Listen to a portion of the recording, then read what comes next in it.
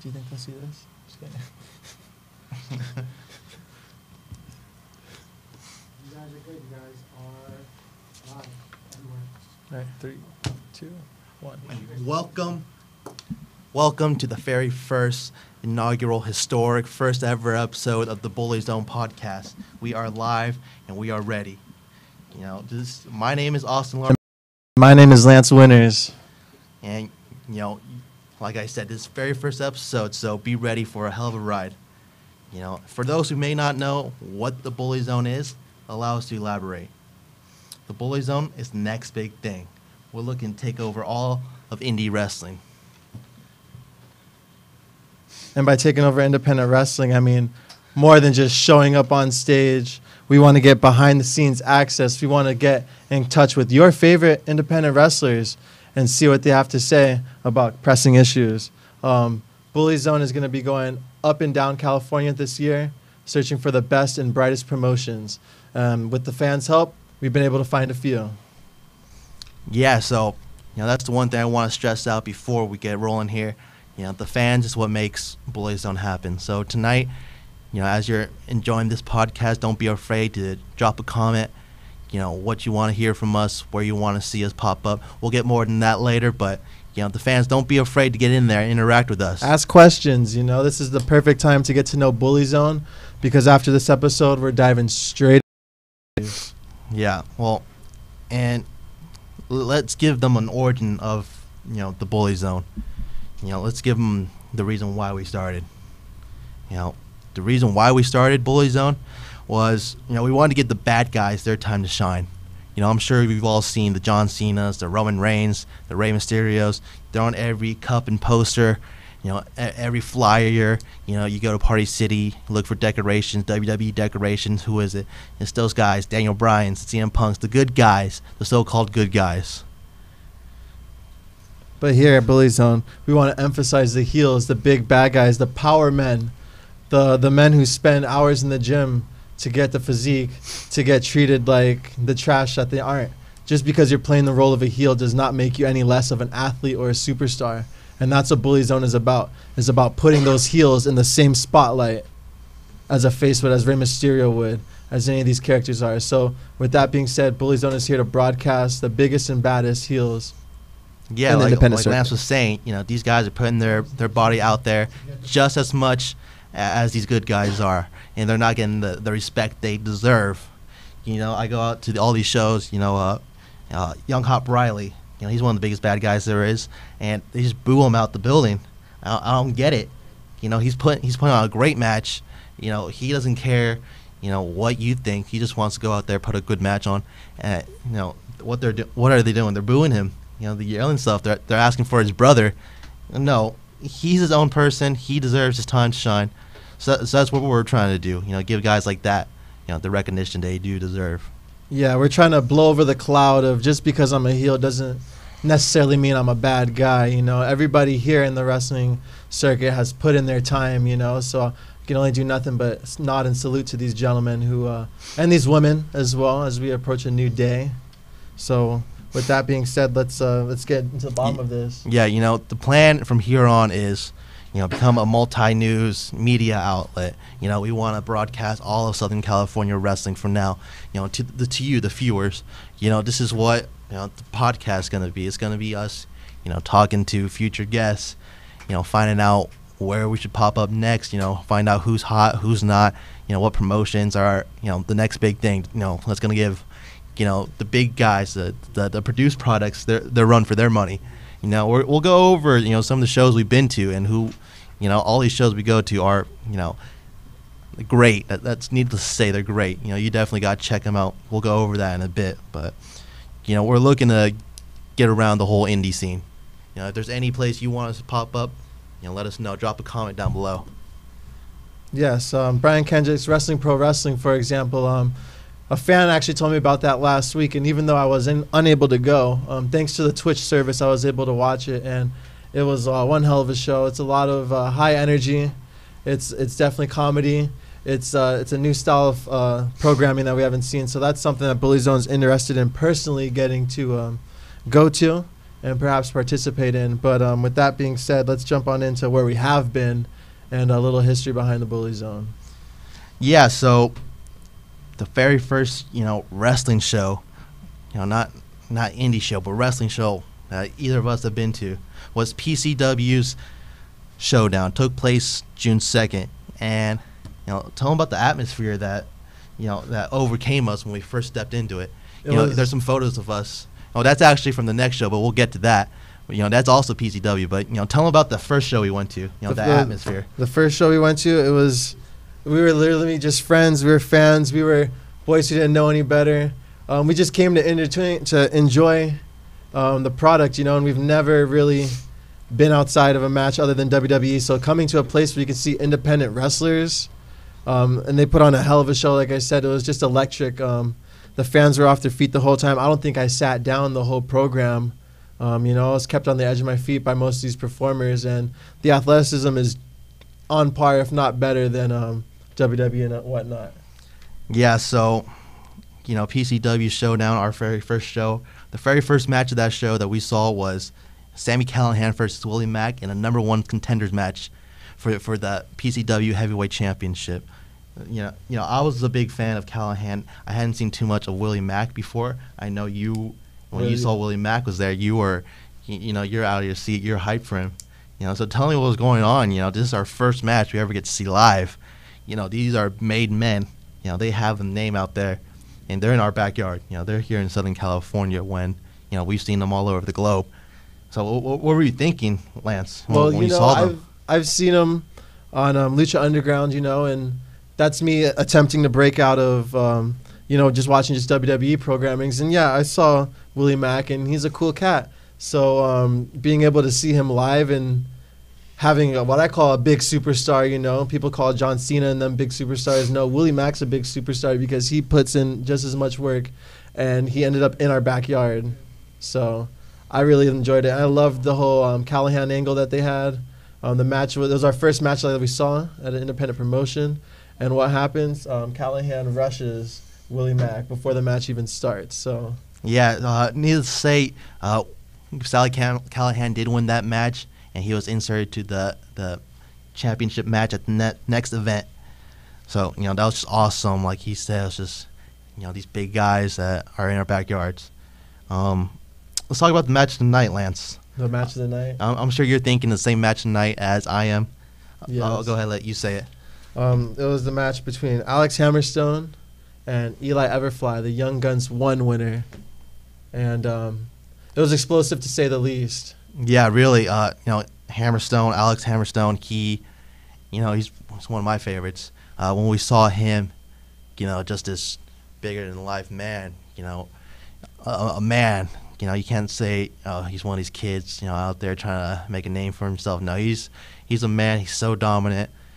We'll get more into him later, and his opponent, like Lance was saying, the Young Guns 1 winner, Eli Everfly, actually 2017 SoCal Wrestler of the Year. Give me your thoughts on him, because what I want to say about Everfly is he's awesome. As much gripe as we give him, because he's not one of our bad guys, you can't deny the talent that he's displaying every match. We've seen him a couple times throughout our journey to where we are now, but let's just talk about this match. What did you see from him? Eli Everfly was fantastic. The athleticism of him, just the way he pulls out every move like it's the real deal. He's a hard hitter. He doesn't quit, and he's taken beatings from many guys bigger than him and still comes up on top. So Everfly, I got respect for you, boy. Yeah, that match ended in a DQ match, a win for Eli Everfly, because our boy Hammerstone, he just doesn't know when to stop. Take that for what it might be. Someone might think it's a fault, but no, it's definitely a strength. He doesn't give up. He wants to make sure you're going to be down, not for a 3 count, not for a 5 count, but for a 10 count. That F10 he did. We saw that and we were standing up. We were just. That was mind blowing to see. Awesome. See someone spin around. A single person. That'd be like me picking you up, spinning you around. Not a 360, but like a 720. And the height that Everfly received was just amazing. I wish I had a video of that right now. but he was at least 3 feet in the air. Oh, yeah. But, yeah, Eli Everfly, Young Guns winner, won SoCal Wrestler of the Year for 2017. And Alexander Hamilstone, he's doing big things. We'll get on to him more later. Another match that we saw that night was Douglas James winning the light heavyweight title versus, at that time, Mr. 405. You might know him now as Mecha Wolf. That was a hell of a match, too, because Douglas James, he's a superstar. You'll see him in the big leagues, soon. Or in a Domino's. Yeah, big fan of pizza. Douglas James, if you're watching, if you ever want to check us out, come on down to the show. We'll make sure we have some pizza for you. But, as we got into it, so these matches, were people that we didn't know.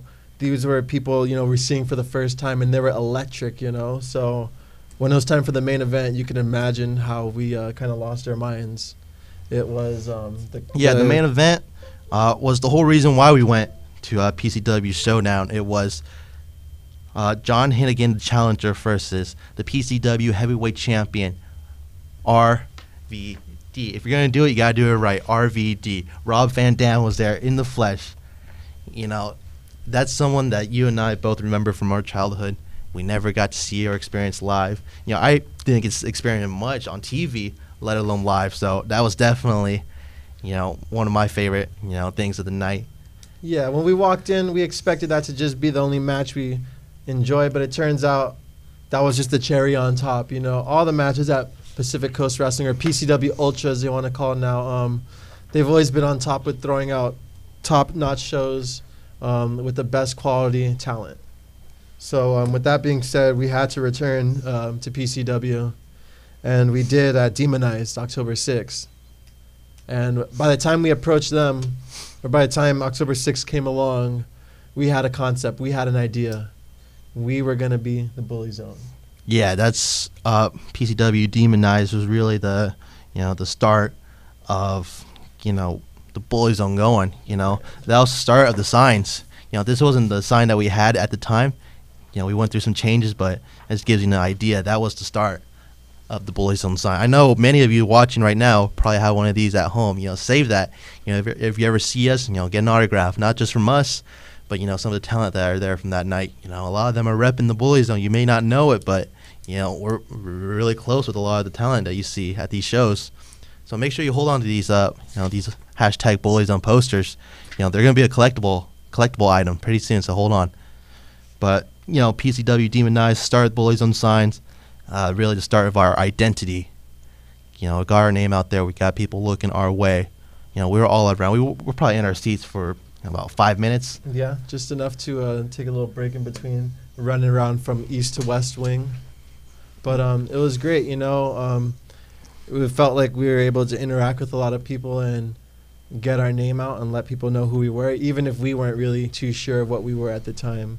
Because back then we were just a BullyZone. We were just a group of bullies bullying the faces, and throughout time we've adjusted and changed our perception of who we are, and we'll get a little bit more of that later. But it was really fun to just come to a show and be the guy with a sign, and that's why we bring all the signs out. I remember always watching wrestling promotions, you'd always see the kids in the signs with their crowd, or in the crowd with their signs, I should say. And we bring them out so the kids have something to throw up too, So there's always a lot of wheels behind the operations we do. But Demonized was definitely the first time we had our posters out. We had a pretty big pull. Yeah, we probably gave out over 100 posters that night. We were doing our thing with those posters. It definitely helped out. Let's get into the match tonight at PCW Demonized. Once again, it was our boy Hammerstone versus Las Vegas's very own Chris Bay. The genetic genius. Yeah, the genetic genius. That match was took my breath away. Hammerstone, he's one of our favorite. He really is the bully of PCW. If you ever check out one of his matches, you'll see what we're talking about when we say he's just straight up bully, and that's what we love about him. He's kind of the inspiration behind BullyZone. So shout out to Hammerstone. I hope you're watching. There you go. Chris Bay, he was SoCal Rookie of the Year runner-up for 2017, and Young Guns winner too. he won Young Guns 2. So that's pretty big of Chris Bay. He's blowing up, isn't he? Yeah, I just see him everywhere. Yeah, you can't not see him. He just had his birthday last week, and he's been traveling back and forth between Arizona, Las Vegas, California. So shout out to Chris Bay. We'll see you soon. The next PCW next time you Ultra come, event. he's at the next PCW show, PCW Ultra Tough Luck. I believe it's Eli Everfly versus Chris Bay. Young Guns winner 1, Young Guns winners 2, going head to head. So who's really the best of Young Guns? Yeah. I'm excited for that, Lance. Yeah, I'd love to see who's gonna face who's gonna win and face Hammerstone for the rematch. Yeah, But after that, some memorable matches were War Beast versus Masada and Sandman. With some help from the legend. the legends, Kevin Sullivan and Terry Funk. How cool is it that we got to see them live? That's Not live, but in action. They had kendo sticks. They had metal Skewers chairs, going on. skewers. Brody King. If you haven't checked out Brody King, he recently made his debut at PWG. So shout out to Brody King. Keep doing what you're doing. You're the next big thing. He threw a table, over the ring into the crowd. I don't know what your view of that was. I got a great view of it. I wish I had a picture of it to show. That was awesome. That was a display of pure aggression and adrenaline. Yeah, have you ever seen one of those tables? It's not a beer pong table or anything like that. One of those flimsy, fold up tables. It's a real, hardwood table. He picked it up over his head and threw it with ease. Yeah, it was messy, to say the least. That really opened up our eyes to War Beast. They're a killer tag team made up of the Almighty Sheik Joseph, Jacob Fatu of the Samoan Dynasty. Got to check him out, and Brody King with the devil himself, Kevin Sullivan, and Carlina Gore, and MK. Is that right? Yes. The manager MK. Bandit. Yeah, check him out. He's tight. Main event for that night. You're a champion. I don't know if we mentioned it. John Hennigan won the championship. We totally flossed over that. We totally, yeah. Yeah, he beat RVD for the PCW Heavyweight Championship. That was awesome. Hennigan too, someone that we've seen on our TVs from our childhood in the flesh. Yeah, I never thought I'd see Johnny Nitro in action, But Johnny 10 years Nitro, later- Joey Mercury. No, not Joey. Shout out to Joey Mercury. I watched one of their matches last night, actually. Morrison, John Morrison. Shout out to him. He's awesome. And which leads us into our main event from Demonize was John Hennigan, champion, defending his title versus The Machine, Brian Cage. Yeah. So tell me what you were thinking about that, because I hadn't no little experience with Brian Cage. I didn't get to see him that much. I haven't watched him. It was really this match that caught my eye. Brian Cage. Well, going back to what I was saying, I kind of branched off of WWE, started watching Lucha Underground, and yes, I did see Johnny Nitro who turned to Johnny Mundo. I saw the rise of the Machine, Brian Cage, and they had their little bad blood, so I was expecting a little something when it came time to Demonize, and they really did bring the hard hits. It felt like they weren't holding anything back. They gave it their all, and it was an ending that had everybody on their seats, or on the edge of their seats, I should say. Yeah, so if you haven't checked out any of Brian Cage's matches, definitely check that out. We'll talk more about him in our next event we went to, which is actually Bar Wrestling 6 Head of Household. Took place November 9th in Baldwin Park. It's actually operated by head booker, I believe, Joey Ryan. If you're a fan of Joey Ryan, you're gonna be a big fan of Bar Wrestling. I know. We got to talk to Joey Ryan a little bit, before the show started. So fun little interaction with him. Not a lot of people can say that, but let's get into it. Bar Wrestling 6 Head of Household, baby. So this is the first time that we actually had the chance to rebrand BullyZone, in a sense that we started wearing these nice fancy suits you see us in today. We figured that if we are going to run a business, and we know we're going to run a news media business, we have to have some semblance of decency, dignity, respect. We have to look great, to feel great, to be greatly appreciated, right? So if you guys don't know, Bar Wrestling, the venue's not so big. It's pretty good size, but when it's a day where it's packed from ring to wall, and you got this 3-piece suit on, feeling hot, it can get to you, but it didn't get to us that night. We were sweating and smiling through everything. Great interactions we got on the screen. We got to see all the greats. Like I said, Kikutaru versus Hot Briley. We got to see Luchasaurus. Ooh, that was fun. That was a first for me. I enjoyed that. And there's Lance in his 3-piece suit with BullyZone sign. Yeah, Killer Cross. So this is look at that with Colt Cabana. Hey. Colt Cabana, funny man, Colt Cabana, extra talented right there. But like Lance was saying, it was the start to the suits, and it was start of us, sitting down and wanting to take some pride in our photos.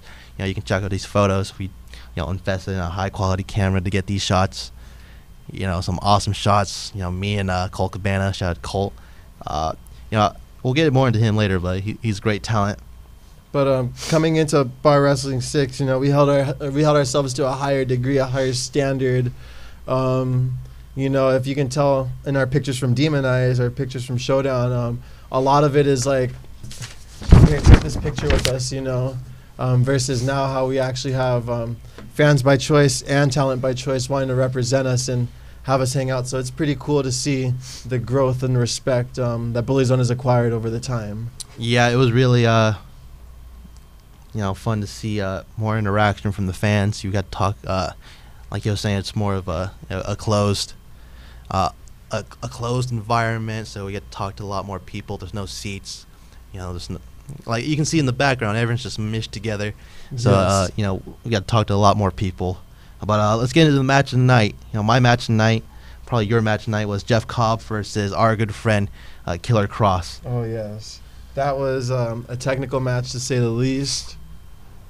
Two heavy hitters, two big guys. All aggression, just leaving it all out there on the ring. Killer Cross just dominating, which led Jeff Cobb to dominate. And it looked like a battle of gods almost, with endurance hitting, matching each other's peaks. Yeah, these are some of the biggest guys I've ever seen. Jeff Cobb, he's a freak of nature. Any match you see of his, there's a Killer Cross right there. Any match you see of Jeff Cobb, he won that match just because his strength, his raw strength, and also his technical skills. I believe he's an Olympic caliber wrestler. Yes, competed sir. in the Olympics himself. So he's got that technical background that definitely helps him. Plus the raw strength, those two combined, it's an unstoppable force. And it was proven so at a Bar Wrestling 6 that night. But it was a close draw, to say the least. Yeah, that leads us into our main event from that night. Colt Cabana Boom, versus boom. Yeah, boom boom. Colt Cabana versus once again one of our favorites, the Machine, Brian Cage. Like I was saying before, I hadn't had too much knowledge of Colt Cabana. I hadn't seen too many of his matches because I was out wrestling for a bit and came back in not too recently before our first show. But let me tell you, Lance, Colt Cabana, he can work. He can put on a hell of a match. A lot of people, when they think of Colt Cabana, they're just gonna think comedy. He does all these little comedy bits in his matches. Take it for what you will. A lot of people might think it's a flaw. I think it was definitely improved the match. Not that the match was bad, not that it needed any of that. But it gave it something different. Something extra. My favorite little bit he did from that night. There, an elderly lady by the corner of the ring. Brian Cage has Colt Cabana down on his stomach, and Colt's reaching out for the grandma, asking for help. Help, grandma, help me! Everyone's laughing in the crowd. That was awesome. So he knows his craft. Yes, he knows what works. He knows how to step on the gas and get things going. And Brian Cage, it was more since there's no seats and all that, we get to be real close to the ring. You get to see how physically big Brian Cage is. Like, oh my gosh, what did you think when you saw him? Muscles the size of my head, and those weren't even his biggest muscles, you know what I'm saying? Brian Cage is extremely gifted in, his muscle gains, and, I respect him for that. But just, you see something on TV and think one thing, and then you see it in person, and you really have to take a step back and say, oh, this is a bad man, you know what I'm saying? So, yeah. Seeing him up close, over here at Bar Wrestling versus seeing at Demonize. It was a lot up close. I had to take a step back just to make sure I wasn't in the machine's way. I just want to shout out Zaya Brookside. Brookside. She killed it. Shout out to Zaya. That leads us into the next event, of BullyZone's, journey. And that was Orange County Championship Wrestling, OCCW, as they presented End of the World at the De La O Jiu-Jitsu Training Center, November 18th. So take us back. What were your thoughts on, because before that show, we actually, talked to the booker, Jonathan Malice, John De La O, whatever you want to call him. We actually got to talk with him before the show, and he gave us backstage access. That was the first time with backstage access. So what was going on through your mind, knowing that we were going to walk into the show with backstage access, It was amazing, it felt like the break that we were waiting for. It felt like the door that needed to be open, because if it wasn't for Jonathan De La O, we would have never had these opportunities. This is the first show where we actually cut promos. So if you guys check that out on Instagram, is where we mostly post our promos. But that's when we started really interacting with the talent, having backstage access, opinions and whatnot. It even led to some crazy stuff around Cage Match too, but I'll save that for a moment. But End of the World was great. It was our first time having backstage access to be part of the show. Before the show, be part of the show during the show, be part of the show after the show. So it was great to see all the wheels turning at the same time while being on the inside looking out. Yeah, definitely. What I like about OCCW is the family feel. It's a smaller venue, so you definitely a lot more of the audience there. They have a closer connection with a lot of talent, workers in the ring. Our boy Voodoo Master, shout out to Voodoo. Yes. He must have had about 20 people there for him, all in Voodoo Master shirts. Watch out for him. He's definitely on the rise. During intermission or before the match or before the card starts, after the card starts, the kids get to jump in the ring. They get to wrestle around, do what they want to do. They really get to feel what it's like for our boys to be in that ring, how hard the surface can be. A lot of people may have a misconception that these rings are, they're soft, they're foam, memory foam, WWE, they got the money for it. No, every ring, it hurts. We've taken our fair share of bumps, so we know what it feels like. So these little kids get to go in there, act like their favorites. The guys that you see on TV, the guys that you see at these events.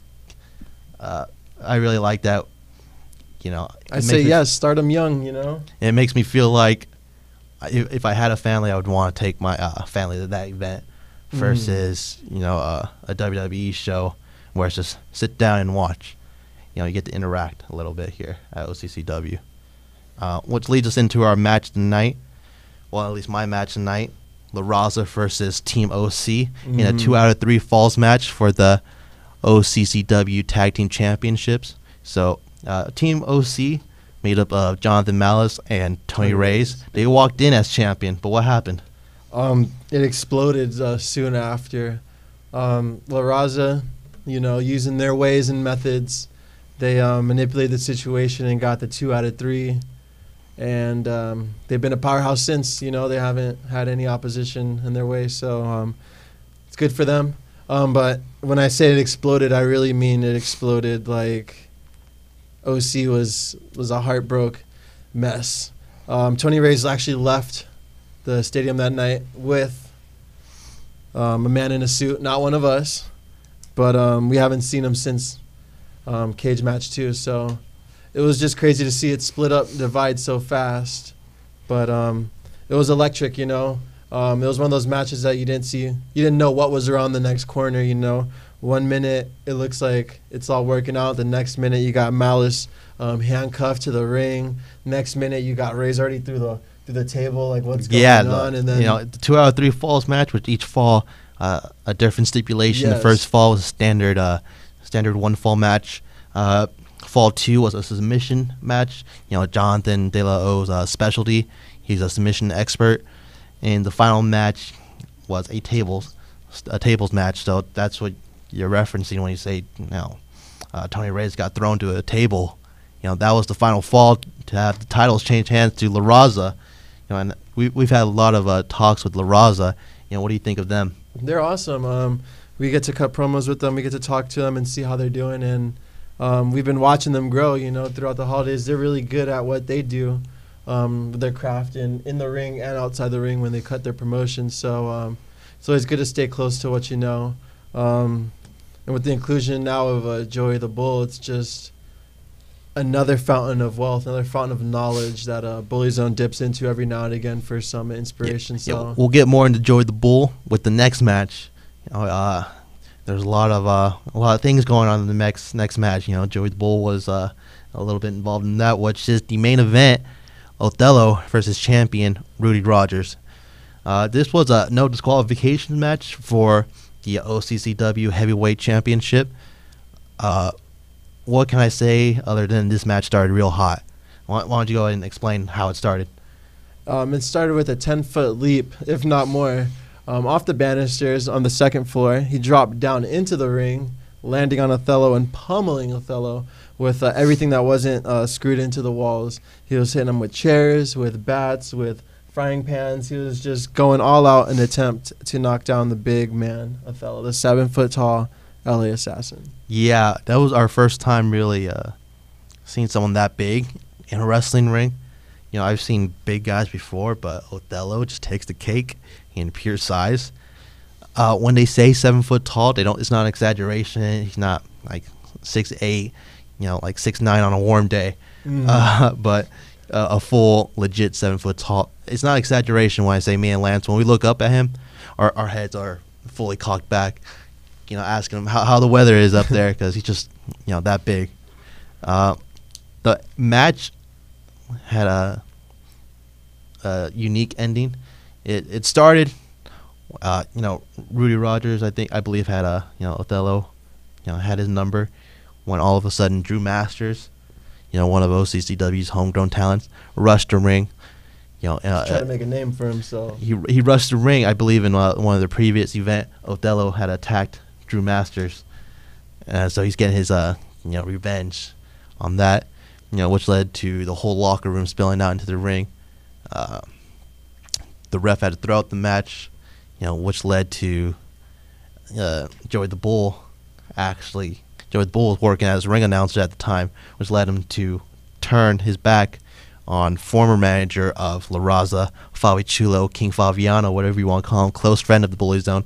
Very close. La Raza turning their backs on him, kicking him out, and recruiting Joey the Bull as their security, as their muscle. If you if you follow Free Admission, you've seen our boys over at Cease and Desist. You've seen Joey the Bull. He's not someone to mess around with. So La Raza has a new muscle watching their back. But that main event, that was probably the first hardcore no DQ match, whatever you want to call it, that we got to see live. Yes, and it was hard to keep track of all the action. We were running around up and down in excitement, and we were so excited by the time it was all over, nobody could find the heavyweight championship. Yeah. Othello, he booked it with the championship. That led to their next event, which we'll get into later in the show. We do have photos of all these events we do talk about. You can check them out. You can check them out on Facebook at BullyZone. Check it out here. Facebook at BullyZone, Instagram at BullyZone Wrestle. I'm not sure you can see it, but and Twitter at the BullyZone. So go ahead and check out our photos if you're curious to see what we're talking about. We're not making things up. We have photos of all of these this is events. We're at a real news station right now. This is all happening. Yeah. So go ahead and check that out. Leave a like. Share any photos you like. Leave a comment on what you think. So yeah, that was OCCW End of the World. After that, we had a bit of hiatus. We were gathering, getting plans together. Mm-hmm. That led us to the very first Inglewood wrestling promotion, a historic night. We were lucky enough to be there. We were personally invited by Sean Black to be a part of the first ever edition of Amped Up Wrestling. It took place in Inglewood, January 6th at the Zion Baptist Hill Church, I believe. Yes, sir. Go ahead. Talk about what that feeling was like, being at the very first show of a wrestling promotion. It's always great being part of an inaugural show, because no matter how old it gets, you can always look back on it and say you made an impact that night. And all the superstars, all the performers put on a hell of a show. Yeah, there's some photos from Amped Up right there. Yes. This is our first time. This is many a first, as all these shows are first of something. This is the first time we actually traveled outside of Orange County for a promotion. And with Sean Black's blessings, we made our way to Inglewood for a hell of a night. We saw talent we did not know, and we loved every match. There was not a dry moment. There was not a botched moment. There was not a stale moment. It was honestly a 5-star match the whole night through. And thanks to groups like Divine Intervention, it might have been a little bad. Yeah, we'll talk about that in just a second. Yeah. Let's talk about how the show opened up. Yes. A battle royal won by Santino Brothers' very own Darwin Finch. And the biggest prize of the battle royal was the last man to enter the match. One of our favorites from OCCW, Othello, 7-foot giant. When we heard his music hit, we saw him come through the curtain. We knew it was game over. Yeah, we knew. Everyone in that battle royal. Good night. Call your wives, tell them you'll be late. But it was won by Darwin Finch. A true underdog story. I had my money on Othello. Like we said, the 7-foot nature of Othello, automatically makes him a favorite. Sean Black right there. Shout out to Sean. Shout out to Mikey O'Shea. He was there. We'll talk about that. So Darwin Finch, his big moment. We've talked to Darwin Finch. He doesn't like the name BullyZone, but we think he's a pretty cool guy. So if you ever want to come on down to studio, Darwin, we'll get a seat pulled up for you. We'll get some comics ready. I was about to say, I'm always ready for a comic debate. Your last discussion, the Scarlet Spider versus I forget who, but my money's on Scarlet Spider. Just throwing that out there, Darwin. Hopefully you're watching. But let's talk about Divine Intervention, like you were talking about.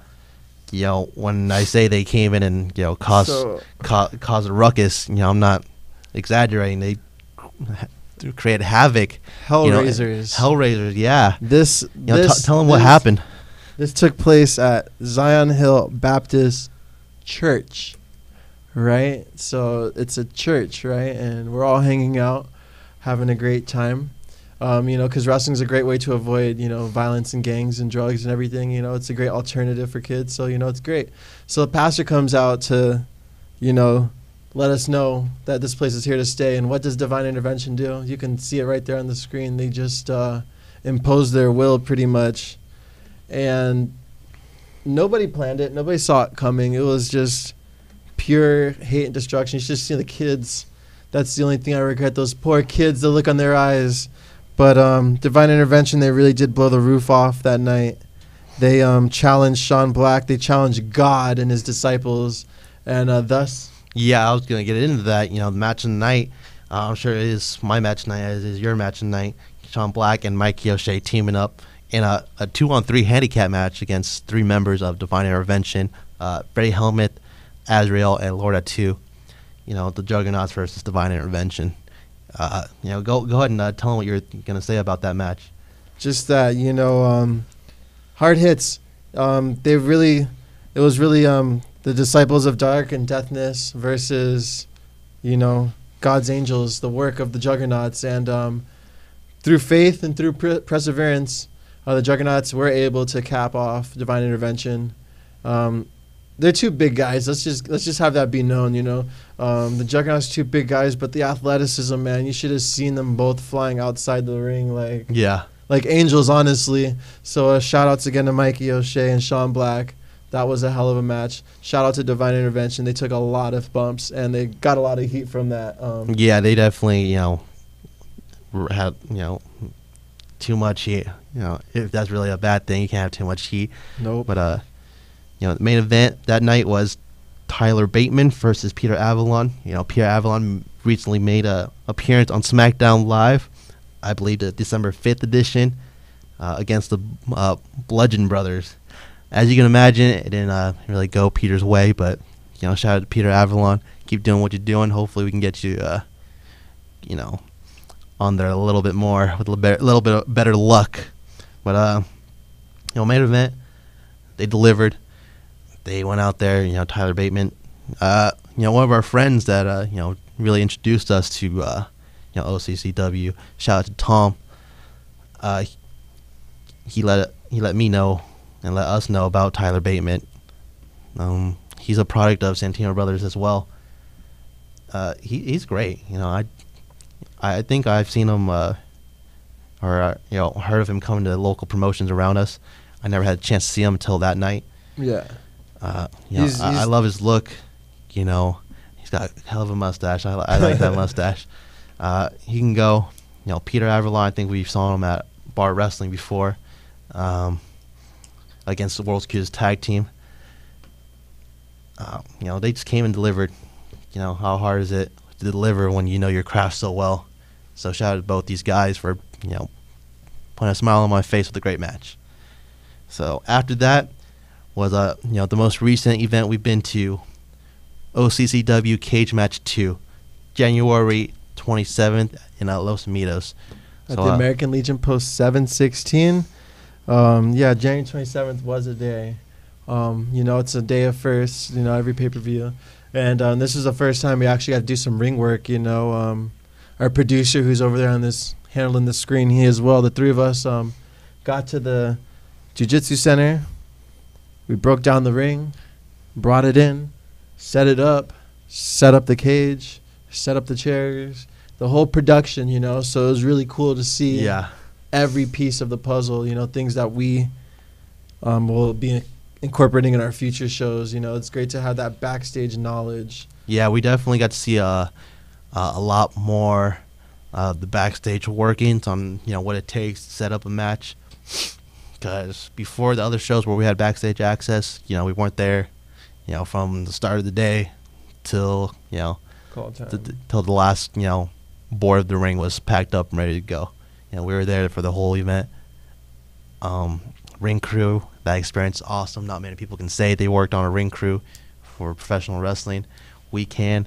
We even set up a steel cage, so that was a cherry on top. If we learned it, we're going to learn it. Yeah, for those who don't know, Cage Match 2, every match on that card was held within a steel cage. We set up that steel cage, and it is solid steel. It's a fence-like material all around on all four sides of the ring. Keeping you from getting in or out. Yeah, keeping you in or out. Not letting people come in and cause a ruckus like the last time they had a event. I got some shots inside the ring. Let me tell you, I wouldn't want to be inside that ring with another angry man charging me, trying to throw my head through that cage. Oh no! Once you close that gate, you're stuck in there, baby boy. Yeah, so being able to see the every bit of backstage workings, from setup to call time. I'm not gonna give everything away, but for someone who wants to be breaking into the biz a little bit more, definitely eye opening. Definitely a well gathered experience. Yeah, that's gonna lead us into my match tonight. I'm not sure what your match tonight was because we were just so focused on getting shots that we didn't have too much time to talk about it. My match tonight was Mariachi Loco versus SoCal Crazy. Second to last match of the night. I never seen either of these guys work before. I know Mariachi Loco has had some matches on Lucha Underground. Mm-hmm. Check him out. It was awesome. They're falling out of the ring. They're fighting. In the crowd. If you want to see some good shots of of what we've taken, go and check out our shots from that match, the Mariachi Loco versus SoCal Crazy. Because we've been doing this for a while. That match was honestly my favorite match to take photos of.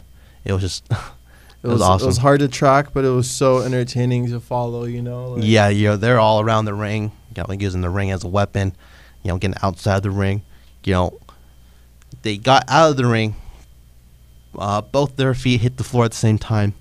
Jonathan Malice had to come out, restart the match. They went at it again.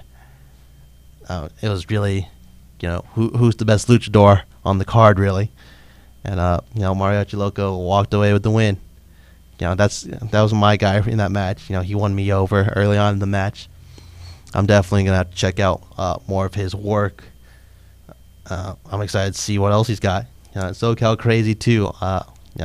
Held his own. He's definitely someone to check out. Do you have another match tonight? Yeah, I was gonna say I actually had my own match of the night. It was a return match for one of the oldest, greatest wrestlers in the world. That was the return of King Fabiano.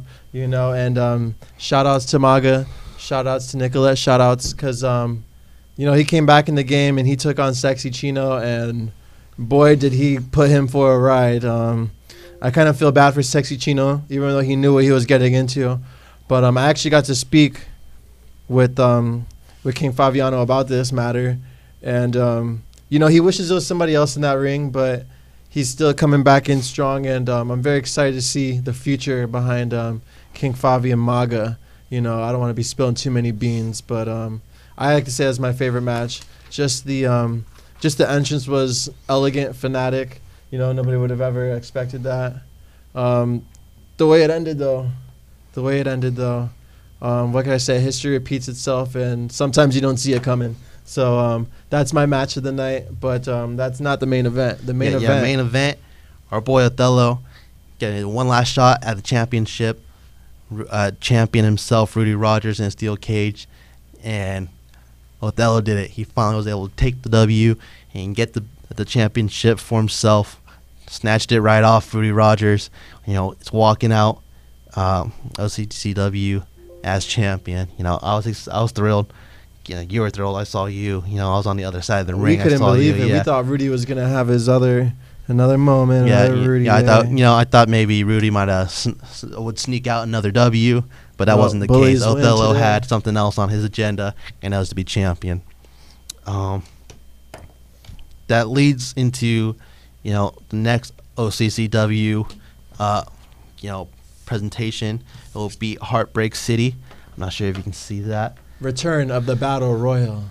Yeah, it's gonna be 4 matches on the card, headlined by a Battle Royal to determine the #1 contender for Othello's championship. So go ahead and if you haven't bought your ticket already, this Saturday, the 24th, bell time 6 o'clock. General admission $15, pre-sale tickets $10. So go ahead and get your tickets now. It's gonna be held at De La O Jiu-Jitsu Training Center. We suggest you guys, California. We suggest you get your tickets now. It will be a sold-out event. You want to make sure you got some good old seats in the front. You want to catch all the action from Heartbreak City, ladies and gentlemen. And with that being said, that wraps up our list of where we've been. Yes, that wraps up a little history lesson. The origins and the timeline of BullyZone. So now this is the part of the show where it is the very first BullyZone podcast. So you may not know who we are exactly. You may not know too much about us other than we're two good-looking men that you see at all these events. Dressed. So this is a chance for you to get to know us. So I just want to start off by asking you, what's your first memory pro wrestling? My first memory of pro wrestling would have to be flipping through channels, and all of a sudden you see these two guys, a big old Samoan man and a little white man just dancing around, shucking and jiving across the stage. And that was Scotty Too Hottie and Rikishi Too Cool, and that was like one of the funniest moments I've ever seen, because I was new to wrestling at the time. I was probably about 7 years old.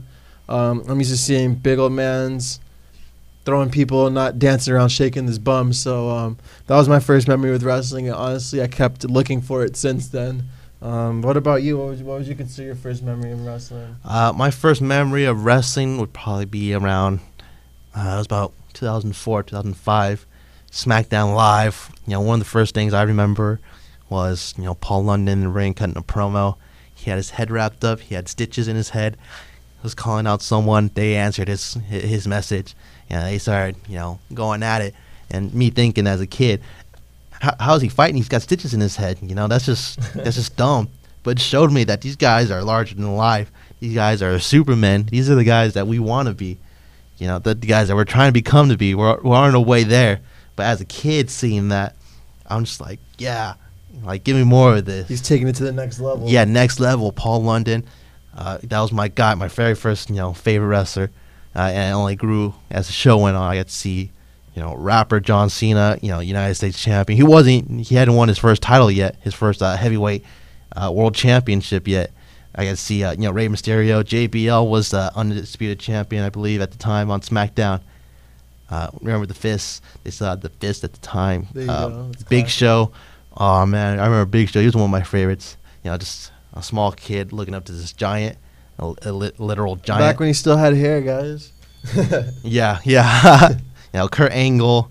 I didn't have the channels for Raw, so if you ask, like 3rd grade, 4th grade Jake, hey, did you catch an episode of Raw? I've been like, you're crazy. There's no other wrestling besides SmackDown. That's all I knew. So Triple H, Shawn Michaels, all those guys over on Raw, they just went over my head. You told me those names. I've been like, I saw them on the video games, but I didn't know who they were. I was like, who are these like made up characters? But yeah, that's our first memories of wrestling. That's when we fell in love with the product. So shout out to go ahead and leave a comment in the comment section below on your very first memories of wrestling. Was it a live event? Was it a televised product like ourselves? Let us know. That gets into the next thing I want to go into, Lance, was what's your favorite thing going on in the wrestling world, whether it be on the indie scene or the produced heavily produced products that you see on TV. What do you like? Like what captures your attention anytime you tune in or go out to a show, a live event? What do you like to see? What I'm really excited about, what I really love seeing, is the whole aspect of intergender wrestling, and getting that promoted across on all platforms, because it's fun to see men and women go at it. It adds more value to the product. It doesn't subsidize women at all. It puts us all in the same place, and it could be really, really entertaining. We just saw the explosion of the world's cutest tag team, Joey Ryan and Candice LeRae. They kind of split off. So although I may be a little sad and have a hole right here in my intergender wrestling, it's actually filled with Delilah Doom and Eli Everfly. They're moving on up for me, so I'm liking watching them perform together. So if you guys are watching, keep it up. BullyZone likes what they see. That's what I'm liking about wrestling. Just changing the quality of women's matches as a whole. Going from bra and panties match to actually established matches. Yeah, they're main event in all these shows, and it's not even a big deal now. It's just the norm. Before in the day it'd be, shout out to our producers over there giving us a brand new BullyZone graphic. But great. Where I left off was, like you said, these women, they definitely come a long way from the days, like you said, of bra and panties matches, to headlining, Raw or SmackDown. Without it being the Women's Rumble, the first ever Women's Royal Rumble. Shout out to Asuka for winning it all. Big surprise, Ronda Rousey has signed with WWE. Mm-hmm. If you don't know that by now, you're under a rock. It's not spoilers anymore, But my favorite thing to get into it would be the diversity you see. You don't just see the same wrestlers week to week. There's so many new wrestlers out there. 1 week when I go see him, he's here in Southern California. The next day he's probably in Australia starting to tour, for some promotion out there. Or I see a guy, his first match here in Southern California. Next thing he's taking bookings in Arizona and Vegas. And plus with the diversity, it allows you to see different types of wrestling. You get to see that Japanese style, that British style, the American style, the lucha style. If I had to write down all the different styles I've seen in just the past year of going to all these indie shows, I'd have a full notebook of what I've seen that I like that I wasn't familiar with before. But that's just something, if you're I haven't checked out any indie wrestling, go and check that out to see what you're missing. I want to get into the past. We'll take a little field trip, get in our time machine, take a blast of the past. Who are some people or anything wrestling that you wish you could have followed in their prime, whether it be a wrestler or a promotion? It'd have to be Randy Orton. Just watching, just the other day I was going through his archives, and yeah, I know he's the apex predator. I know he's the Viper, but I didn't really was clear that he used to be a legend killer. So that was really fun to like do some research on, and that would have been cool to be in the position I am right now as a news media broadcaster, and to be at a Raw show and see him and Mick Foley go at it, or see him take out Sergeant Slaughter. There was history for him, you know. He was 24 years old by the time his Legend Killer reign was over, and by the time it was over, he had his first World Heavyweight Championship, you know. So I was watching it at the time at home, and I probably wasn't rooting for him, but this day and age right now, I'd love to go back in a time machine and get some footage with that, you know, make it work, because he was electric, you know. He's just the charisma, the pizzazz he has, just... Yeah, you know, it shows, you know, he's still around, like, 15, 14 years later. 15 years later? Yeah, he's still a top guy. He's considered... So that longevity, you know, from day one, you know, if you look back, you know, a lot of interviews I listened to, people, you know, people who are, you know, in the backstage, office positions at, WWE, everyone always says, you know, Randy Orton had that it factor, and it shows today. You know, some of my guys, I'd like to go back and follow, you know, Stan Hansen and Bruiser Brody, you know, killing it over in Japan in their time. You know, Stan Hansen's just that kind of guy who, you know, kicks your butt, asks questions later.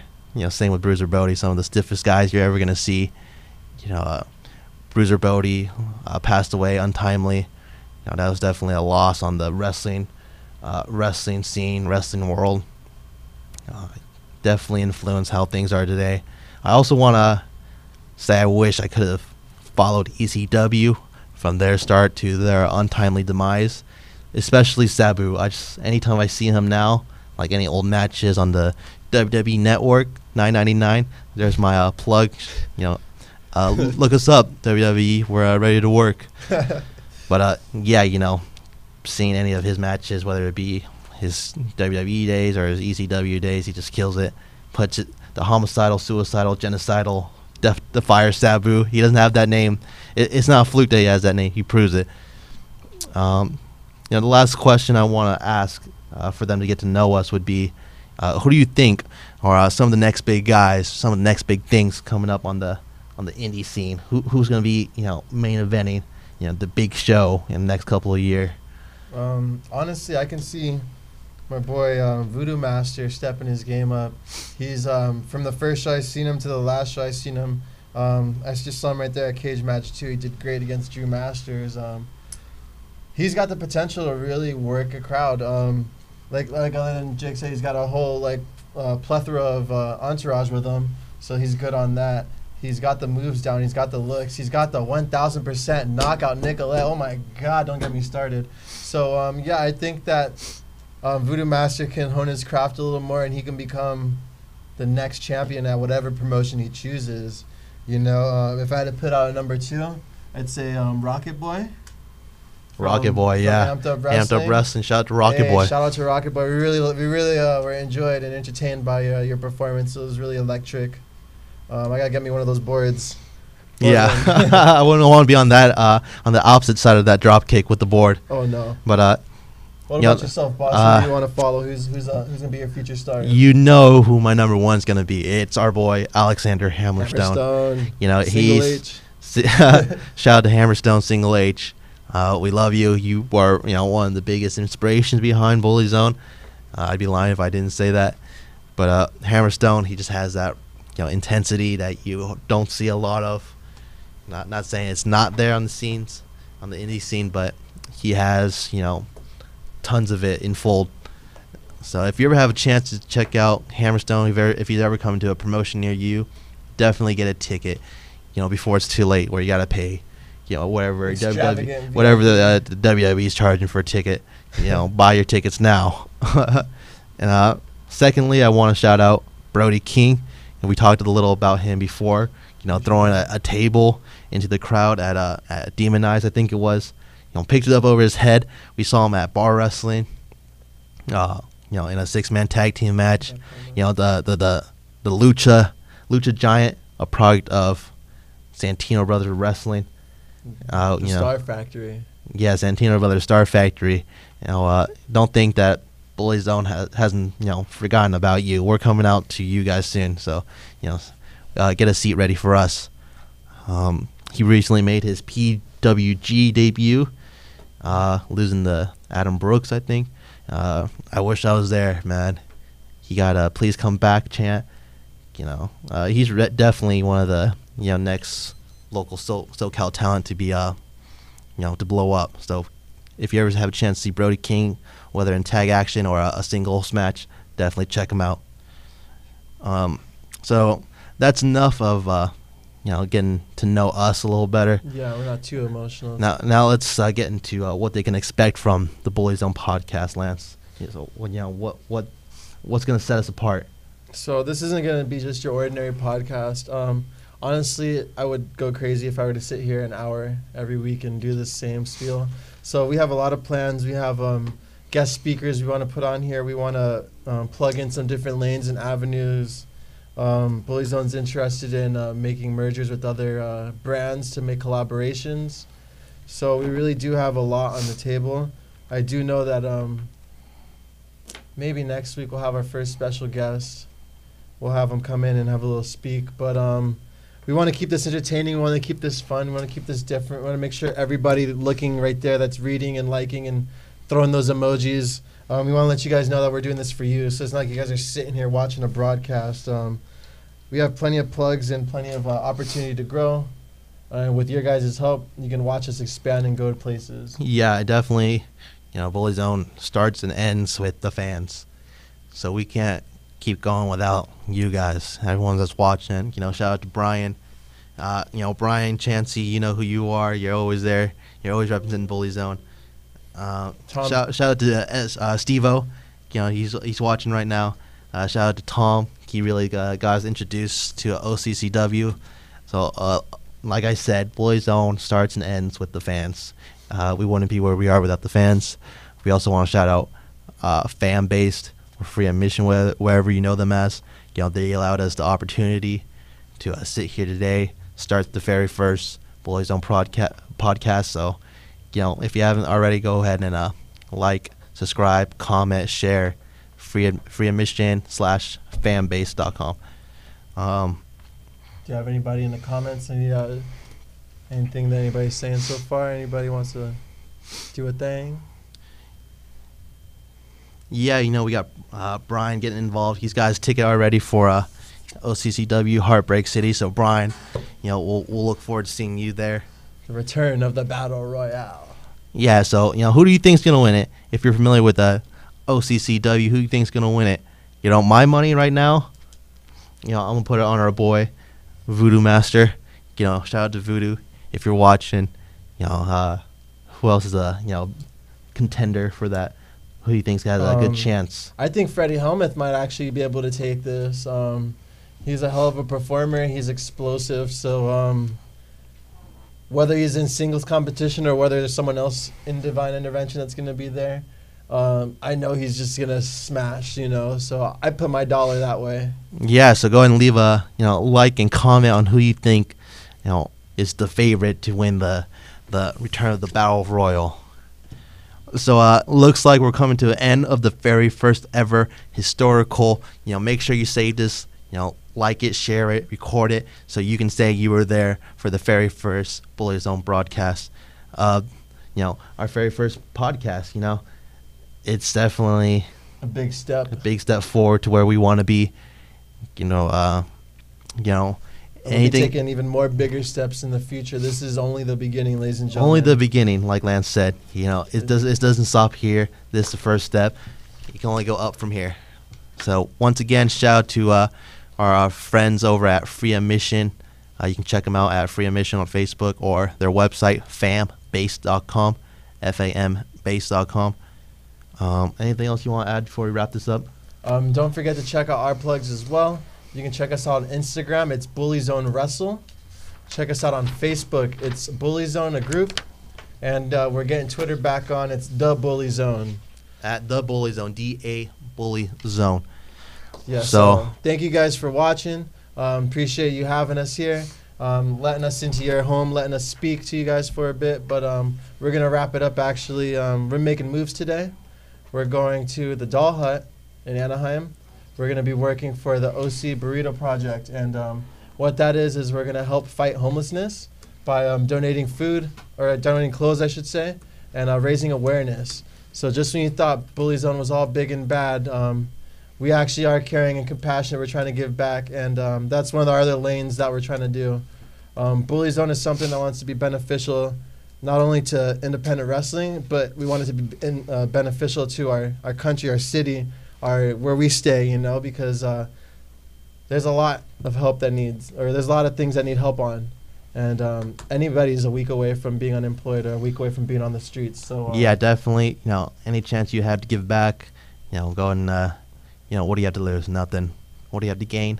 You know, a heart full of, you know, I did the right thing. So, you know, signing out from the first ever BullyZone broadcast. It's me, Austin Largo. And it's your boy Lance Winters. And I just want to say once again, thank you for everyone who tuned in. Have a great night. Be safe. BullyZone out.